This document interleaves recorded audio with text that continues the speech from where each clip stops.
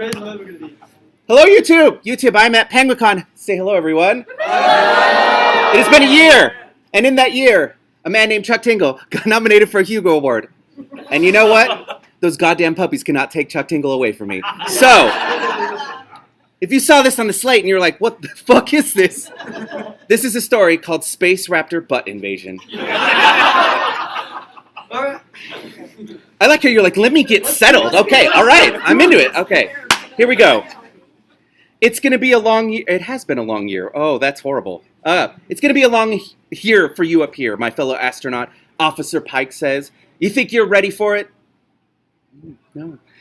Ready as I'll ever be, I tell him with a slight smile. I lean back in my chair and watch as Pike continues to pack his bags, preparing for his launch home that looms like just a few hours away.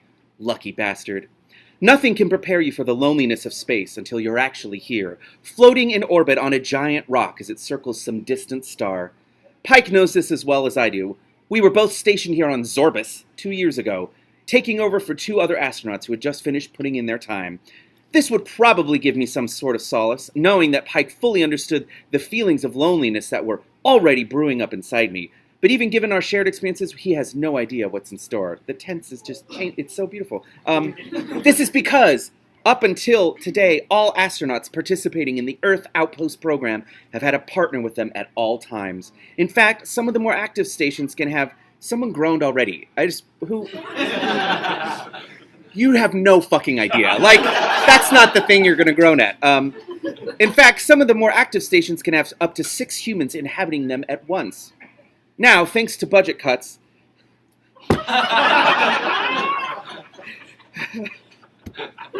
our tiny little station on Zorbus will have 1 single resident for the next year. Yours truly.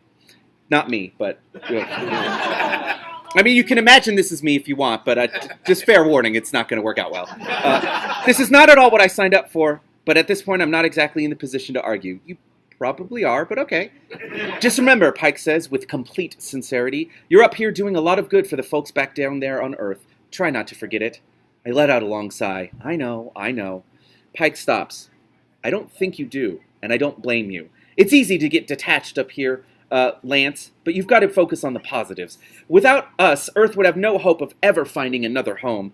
I mean, how many years do we have left down there, even with population control? See? World building. Technically science fiction. Technically. I don't see how this can go south. All of you are going to regret everything you've ever done at this point. So how many years do we have left? 10 max, I tell him. That was the current scientific concurrence on Earth's lifespan. A dreadful thought. I know you're right, but what is it helping to have me just sit out here like this? We already know there's not enough oxygen on this rock to sustain life. Pike smiles. That was me just saying it wrong. I tried to move past it, and I was like, no one's going to notice. Fuck you, Mark. Okay. Pike, Roxygen sounds real hip, though. It's pretty cool. Okay. Pike smiles. But there could be. There is hope here, and you know that. I shake my head. I don't know, man. We've been terraforming this dust for 5 years, and we're no better off than when we started. I wave an arm behind me, motioning towards the massive glass window of the space station. The entire wall is translucent, showing off a truly breathtaking view of a hilly gray landscape beyond where 2 separate moons hang brilliantly in the dark sky. I mean, that's not the worst thing. Never mind, I can't... No. I read a few recent Orson Scott Card books. Okay, if I hadn't seen this view, well, I can't even edit that. Oh, well, okay. If I hadn't seen this view every morning for far longer than I'd care to remember, I might even be moved to tears by the sight, a real manifestation of mankind's commitment to science and space travel. Instead, I find myself bored, reminded that as Pike is taking off in his shuttle pod towards Earth, I'm going to be trekking back across the massive gray dunes to gather data from the terraforming station. You know, it could be much worse, Pike offers. In Station 16 on Curlin, they don't even have a gravity drive. I'm in shock. You mean they've just been floating around in there? Basically, Pike says, at least you get to pretend you're on Earth until you head outside. I suppose I'm looking for any assurance that I can get at this point, because somehow Pike's words actually make me feel a little bit better. I guess it's not that bad up here. You want to play one last game of ping pong before you go? I asked. What's that? Leave the room now.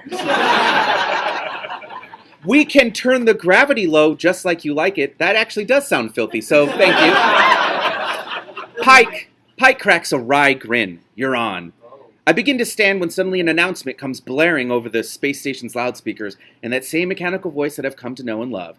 Shuttle 5 Alpha has arrived. Officer Pike is now dismissed. Pike shrugs. Guess I've got to roll.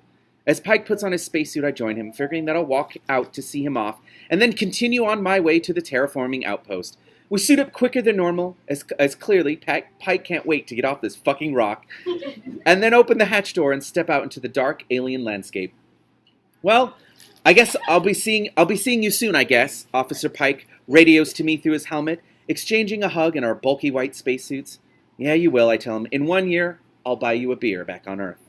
Sounds like a plan, Pike says. The officer walks over to a shuttle pod and punches in a few numbers on the keypad, then steps back as the door lifts open.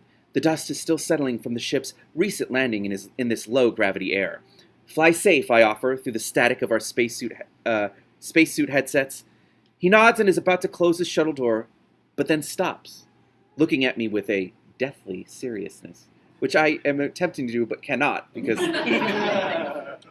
All joking aside, he says, don't think too hard out here. Stay light. I give Pike a strange look, not quite fully understanding what he means.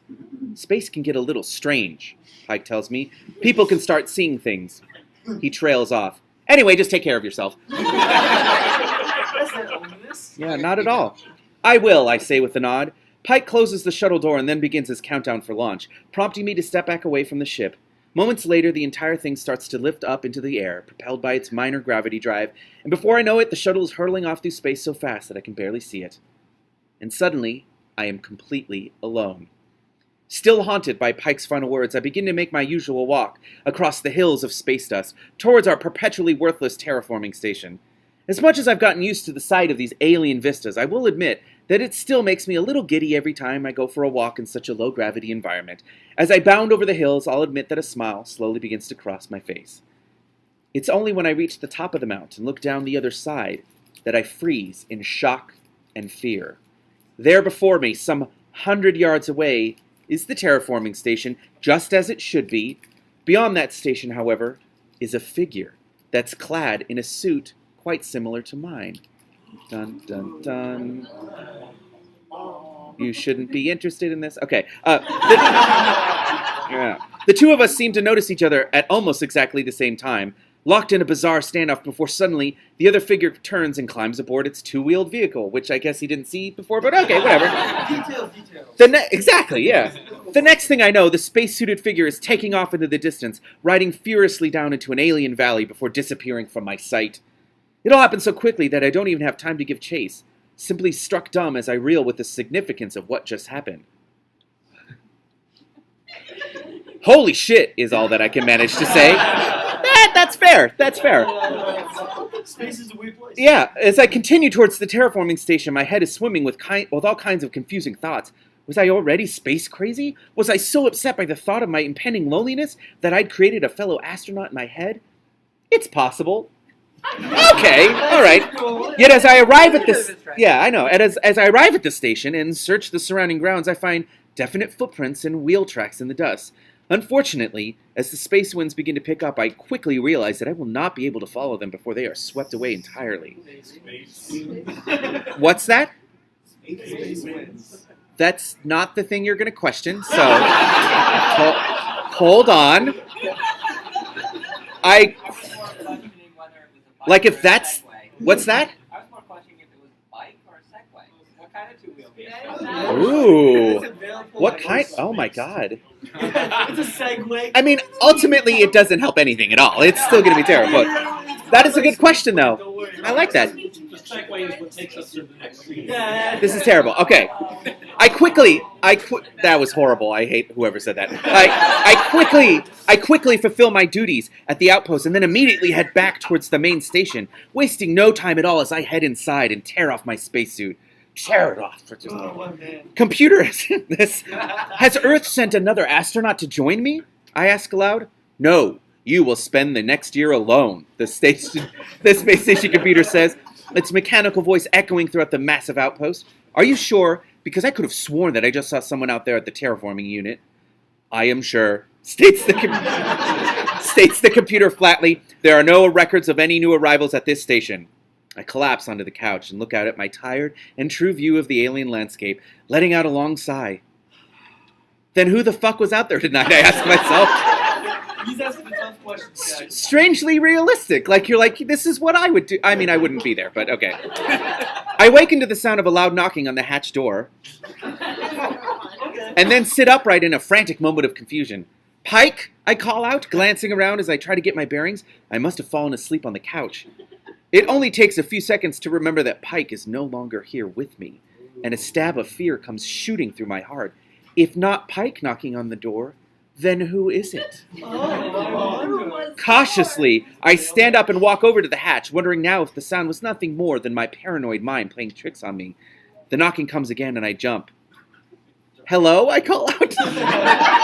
It's me. Eat the planet I have your pepperoni. Adele answers. Okay.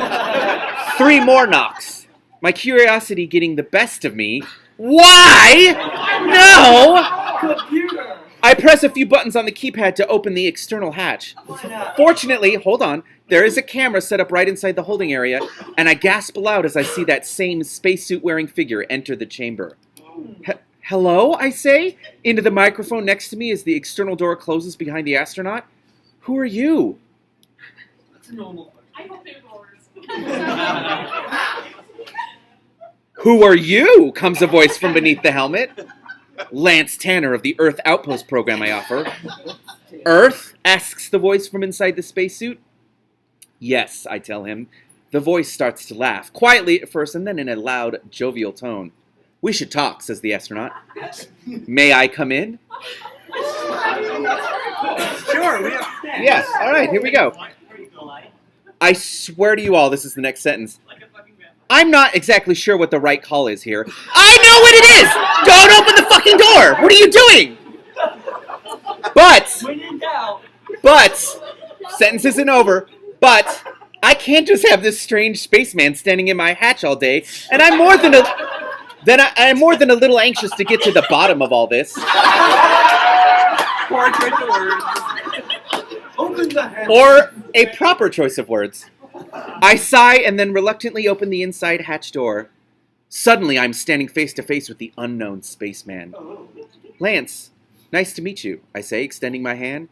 The figure extends a gloved hand as well, which I immediately notice has only 3 fingers. I'm Orion, the figure responds. And likewise, there's a loud hiss at the window of oh, God.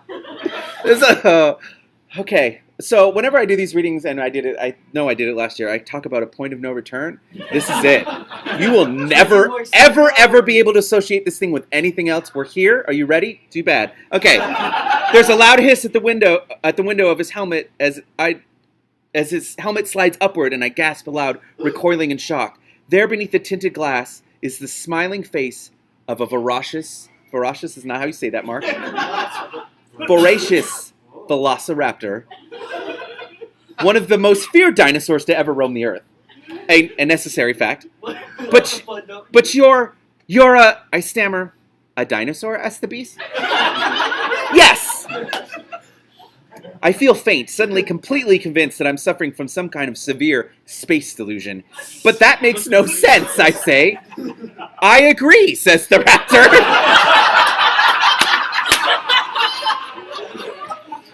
I was told that this planet was entirely uninhabited. Who told you that, I ask? The raptor scientist back on Earth 2. Oh, twist. Don't be impressed. No, I'm kidding. Please be impressed. The prehistoric beast responds flatly. This is too much to take in all at once. My head throbbing with anxiety, I step backwards and then have a seat on the couch again. This can't be real, I start to repeat over and over again. This can't be real. This can't be real. I can assure it's the space winds. I can assure you that I'm very real, says Orion. Then what the fuck are you talking about, I shout. What is Earth 2? The Raptor astronaut nods in understanding. I'm so glad you came in on that line. It's so perfect. Ah, yes, I can see where the confusion would come from. I'm assuming that back on Earth 1, you were taught that my people died in some kind of ice age, something like that? This is an alternate history novel now. Yeah, okay. I nod. Tim Powers all of a sudden. What's that? It's very Tim Powers. It's beautiful. I feel like he'd be offended by that. Okay, but I nod. The dinosaur chuckles. That's some revisionist history for you. No, there was no ice age. The real reason that the dinosaurs aren't around anymore is because we all left. In search of a larger and more forgiving planet than Earth 1. We sailed the stars for many years until finding a suitable home on Earth 2. But we like to keep tabs on all parts of the galaxy. How do they have that slang? I don't understand how that's... But anyway. Don't question this at all. Don't at all. Okay. Is that what you're doing here, I ask? The dinosaur nods. Yep, all alone in an empty solar system. As Orion says this, I detect a deep sadness behind his eyes. Something... Don't even sympathize with these people. Something that I can relate with all too well. Well, I start, not exactly sure where I'm headed. I mean, we're both up here together. I can't see why we can't hang out a bit. I see a faint glimmer of hope behind Orion's dinosaur expression. Yeah? He asks. Sure. You play ping pong? It's not.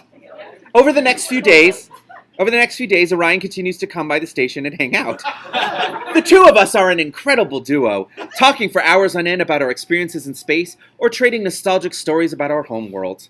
Despite being a bloodthirsty dinosaur carnivore, Orion is actually incredibly sweet and has a truly gentle soul. The longer that we spend together, the more I find myself drawn to him. Attracted, even. Here we go. No, you're not ready for the next sentence. No one is ready, okay? My body's ready. Our difference in species surely couldn't classify me as gay, could it? Because that's your concern. You're concerned about your fragile masculinity, but not a dinosaur dick. But all right, okay, here we go. As the days turn into weeks and weeks into months, I begin to wonder if I'd even care. Finally, after a long night of ping pong and chowing down on astronaut ice cream, me and Orion find ourselves lounging on the couch and looking out over the gray hills together. Can I ask you a personal question? I start, watching the dinosaur from the corner of my eye. Orion smiles. Sure thing, Lance. Shoot. You know that meme? Well, that escalated quickly. You ever think about what it would be like to fuck a human, I ask?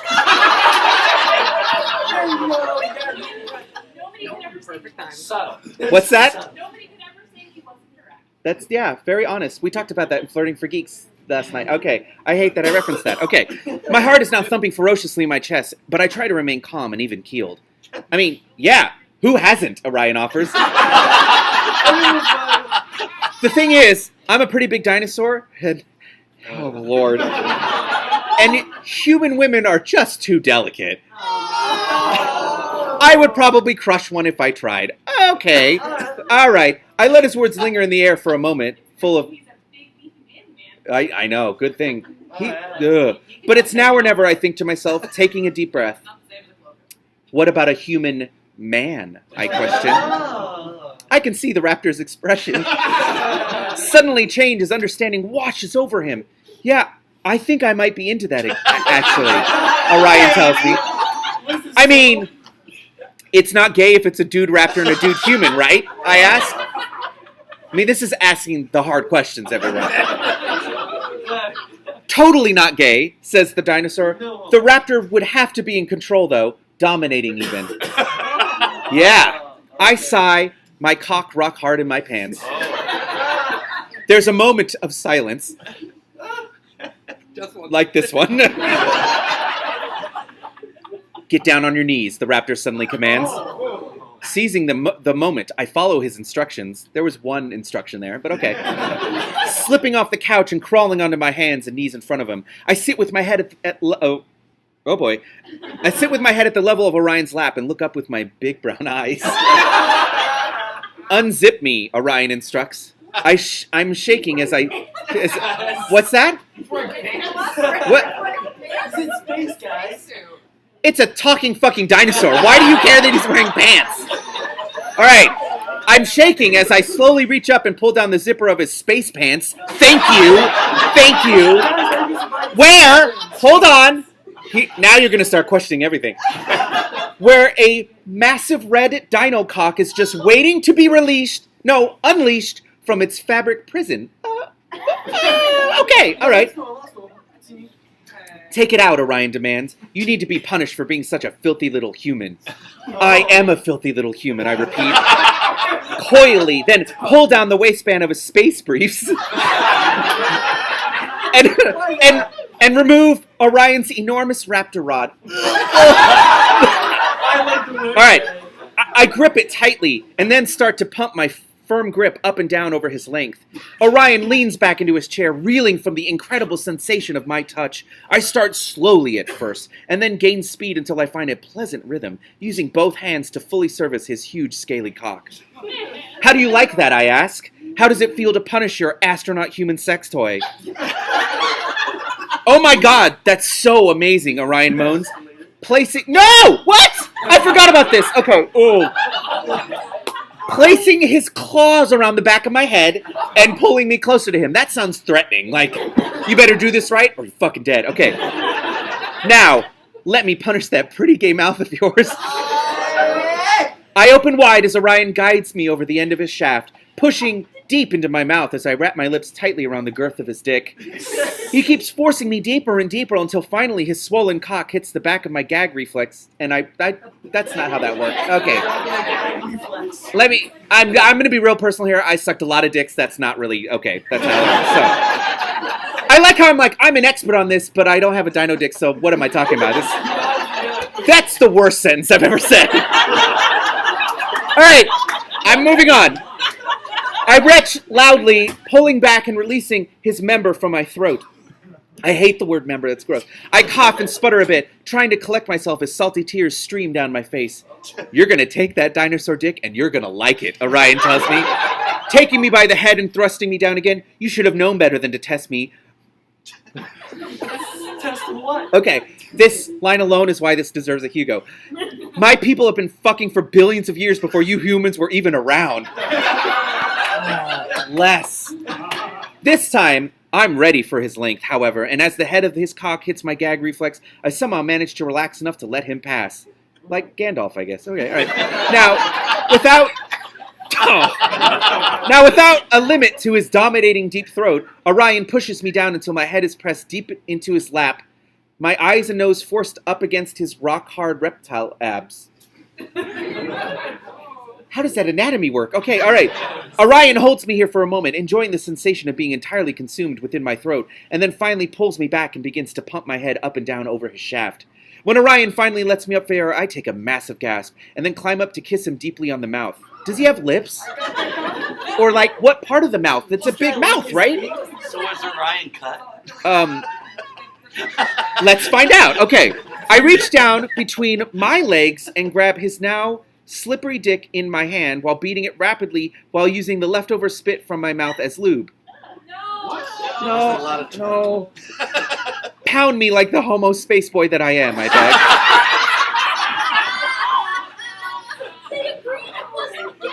beg. What's that? Yeah. It's there. This is totally not gay, guys. Yeah. It's Homo sapien. Oh!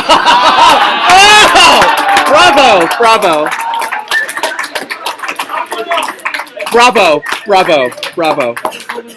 All right, Orion smiles as I say this, then reaches up and pulls my shirt off over my head. My space pants and underwear come down next, completely exposing myself to the Raptor. Do you want to fuck me? I ask. Suddenly, Orion stands up from the couch and grabs me by the arms, spinning me around and tossing me down onto the cushion in his place. I'm the one that decides who gets fucked around here, he says, slapping me hard on the ass. I'm leaned over the couch now, facing away from him with my muscular gay butt. Okay, now we can't argue with that. All right. Popped out in the air as Orion saddles up behind me and begins to align his member with my puckered asshole. Seconds later, no, you don't get to be grossed out. No, you just don't. Seconds later, Orion is pushing forward into me, testing the limits of my aching tightness. I let out a long moan of pleasure as he fills me up. Oh, okay. Gripping hard onto the back of the chair in front of me. Yeah. Oh, fuck, you're the best dinosaur butt a guy could ask for. Discipline me. I need it. Orion starts to push in and out of me, slowly at first, and then gaining speed, with each successive swoop. Swoop. Oh, all right. Finally, he's pounding me into me at a steady pace, shaking the couch beneath me with every slam against my ass. I reach back with both hands and spread myself open for him so that he can get a good look at the toned young body he's railing. That doesn't make any sense, but okay. Do you like what you see? I ask playfully, looking back over my shoulder. Wow, there's a lot going on here. Please don't act it out. Oh my God. Okay. Looking back over my shoulder at the strong, ancient beast as he rams me. Orion reaches forward and grabs me by the base of my hair with his claw.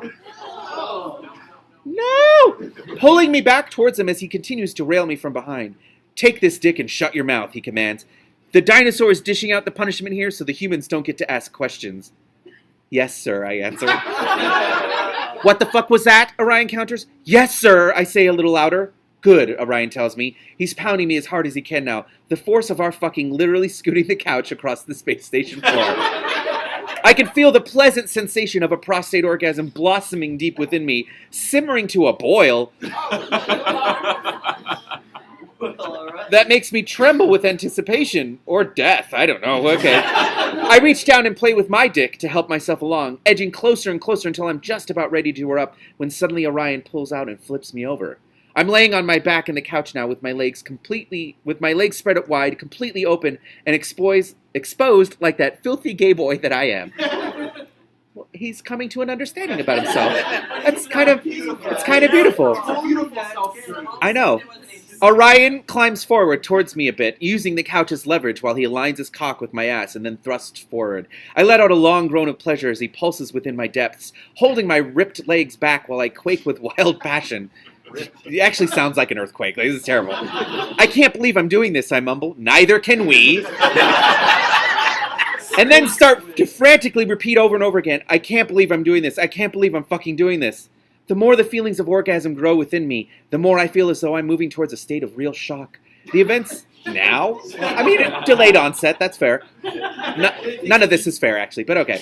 The events of the evening are catching up with me, and suddenly I find myself in a blissed-out sexual trance.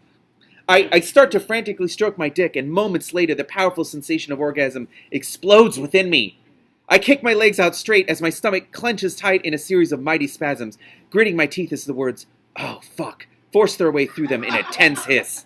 Moments later, I'm fine. A second wave of ecstasy hits me, and suddenly I'm throwing my head back and howling with pleasure, unable to contain the explosions that explode through my body.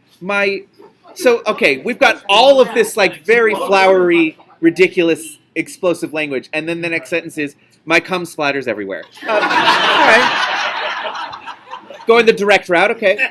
Orion doesn't let up for a second, pummeling my tight asshole with everything that he's got while I come hard. When the waves of pleasure finally subside, he grabs me around the waist and lifts me up into the air, putting an arm under each leg so that he's completely... Wait, don't raptors have little... Yo! Why are we logistically analyzing this? Anyway, putting an arm under each leg so that he's completely in control of my movements. He lowers me down, and suddenly I find myself being pumped forcefully over Orion's hard dinosaur shaft. My muscular frame brutally impaled onto his thickness as I cry out for more. Oh, God. Okay. Fuck me harder, I scream. Use that tight ass with your big raptor dick. This is his first time? Kick. Yes. Oh, boy. He slams as hard as he can into me, the muscles in his scaled arms rippling with every movement. You've been a very bad astronaut, Orion tells me. His raptor face pressed hard against mine as we pump together in sweaty unison. So you're going to take my Jurassic load up your asshole, and you're going to like it.